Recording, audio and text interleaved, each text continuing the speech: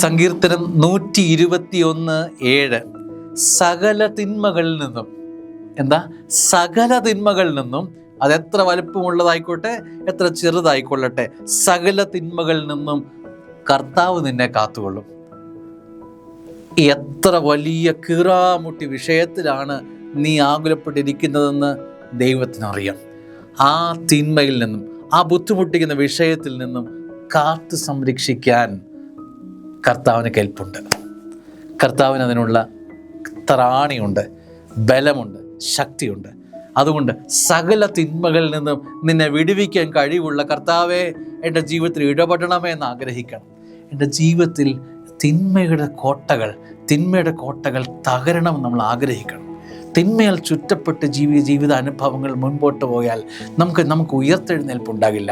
അപ്പോൾ തിന്മയുടെ കോട്ടകൾ അഴിക്കാൻ കർത്താവിൻ്റെ വലിയ ശക്തി പ്രഭാതത്തിൽ ആഗ്രഹിച്ച് പ്രാർത്ഥിക്കണം.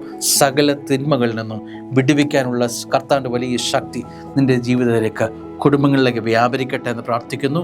ശക്തി ഇറങ്ങട്ടെ. ആമേൻ.